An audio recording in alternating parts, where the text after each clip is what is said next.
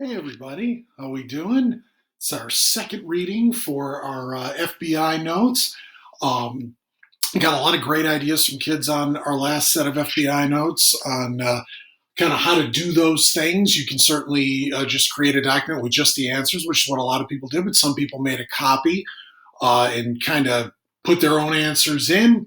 And some people even highlighted it, which was great, which made it easier for people to do. You may see that we got the dog here with us in just a moment. Well, I'll explain to you what he's all about here in just a moment. But let's get into the reading for our next set of FBI notes, which is called The Cold War Gets Hot. So if you could, please follow along while I read. This one's called The Fifties, The Cold War Gets Hot, the Korean War Period.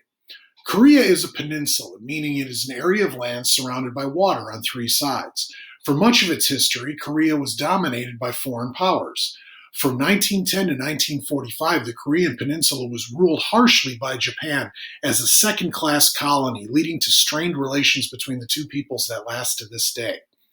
After Japan's defeat in World War II, the country was divided at the 38th parallel. The Soviet Union conquered about half the country in the last days of the war, and a communist government was installed in the north, while a non communist government ruled the south. And there you see what North and South Korea looked like back then, very similar now. Tensions between North and South Korea continued to increase. On June 25, 1950, North Korean troops suddenly invaded South Korea. With Soviet tanks and artillery, the North Koreans shattered the South Korean army and pushed south. Within 3 days of the invasion, they reached the North Korean capital of Seoul. It seemed like Korea would soon fall to the communists. President Truman and the United Nations were quick to act. The UN Security Council voted to send a military force to Korea. 16 nations fought under the United Nations flag, though the force was 90% American. The Soviet delegate surely would have vetoed the proposal, but was not present at the debate due to a difference of opinion over China's recently completed communist revolution. The first UN forces to arrive were badly outnumbered and were pushed back to the tip of the Korean peninsula to a place called Busan. In September 1950, UN forces under General Douglas MacArthur landed at Incheon behind the North Korean forces. The surprise landing turned the war around, and UN forces began pushing the communists back across the 38th parallel. And there you see a picture of General Douglas MacArthur in Korea. MacArthur's forces invaded North Korea and chased the North Koreans almost to the Yalu River on the Chinese border. All the while, newly communist China darkly warned the UN forces to not approach the Yalu River or risk grave consequences. MacArthur ignored the warning. UN forces were surprised and overwhelmed by 500,000 Chinese troops suddenly flooding over the border to enter the conflict. After Chinese and North Korean forces pushed the Americans back to the 38th parallel, the war settled into a stalemate with little movement on either side. MacArthur wanted to bomb targets in China, possibly using nuclear weapons to do so. Truman was wary of widening the conflict, which might also bring the Soviet Union into it. Eventually, Truman fired MacArthur for publicly disagreeing with him over Korean War policy. The war dragged on for almost 3 years before a ceasefire ended the fighting in 1953. The map went back to almost exactly what it was before the war started. Today, Korea is unique in that it is one of the only places on Earth that is still seemingly stuck in the Cold War. Everywhere else has changed dramatically with the end of empires, the collapse of the Soviet Union, etc.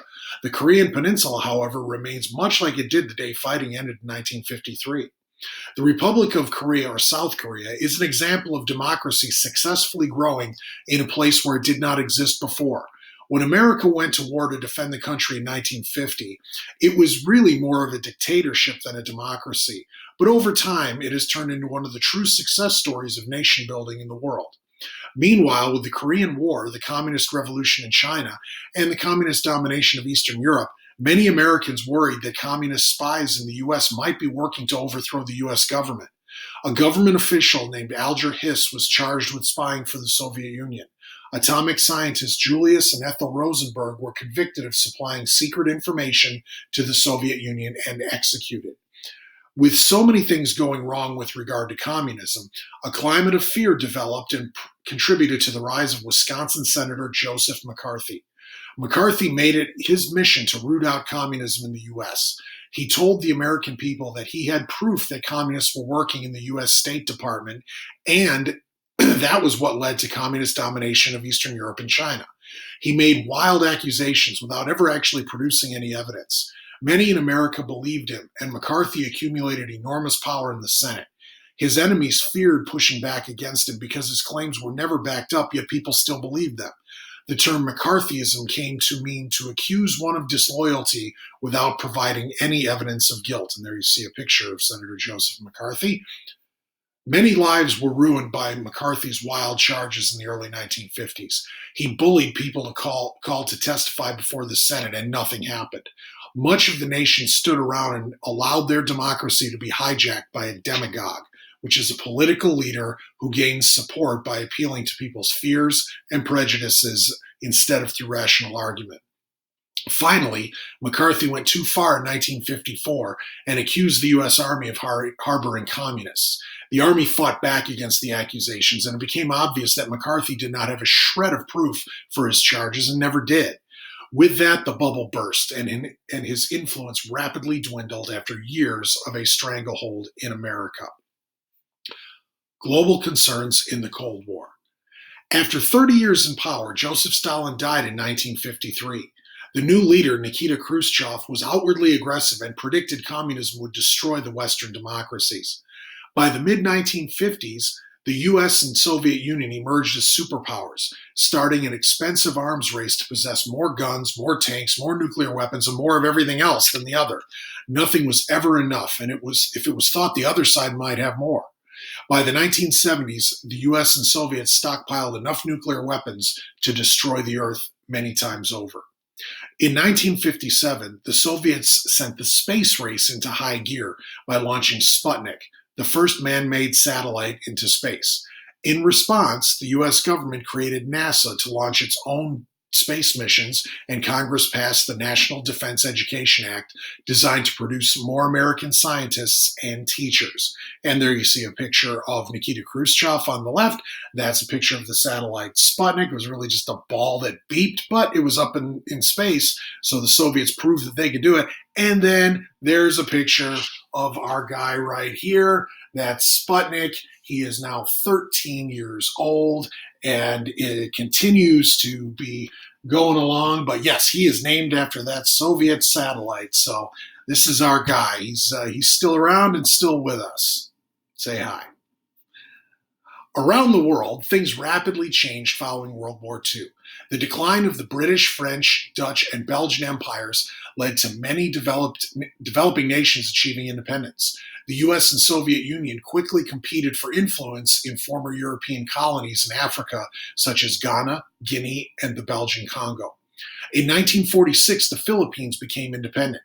Indochina gained independence from France and became North and South Vietnam. And there you see a picture of the boxer Muhammad Ali on a trip to the newly independent country of Nigeria in 1964. Good example of a country that had been a colony before and then became its own nation. In 1959, Cuban revolutionary Fidel Castro led a successful communist revolution in Cuba. Many Cuban exiles came to live in the United States, most settling in Miami, Florida. In 1961, a group of anti-Castro exiles, secretly trained by the American CIA, tried to invade Cuba at the Bay of Pigs to overthrow Castro's government. The invasion failed and was a major embarrassment to the U.S. and new President John F. Kennedy. Then, in 1962, surveillance photos showed the Soviets building nuclear missile bases inside Cuba. President Kennedy demanded the Soviets withdraw the missiles. Trying to avoid all-out war, the U.S. imposed a naval blockade on Cuba, not letting anything related to weapons in or out. At the last minute, with the world on the brink of nuclear war, the Soviet ships carrying more weaponry turned back. The Cuban Missile Crisis was the closest the world has ever come to World War III. And we're going to talk a lot more about this Cuba thing here that we finished off with, but that's kind of the basics right there. So in our next set of FBI notes, it'll be exclusively about Fidel Castro, the Cubans, and the Cuban Missile Crisis. So we'll get into that. All right, so get rolling on your FBI notes, and I will see you in the next video, okay?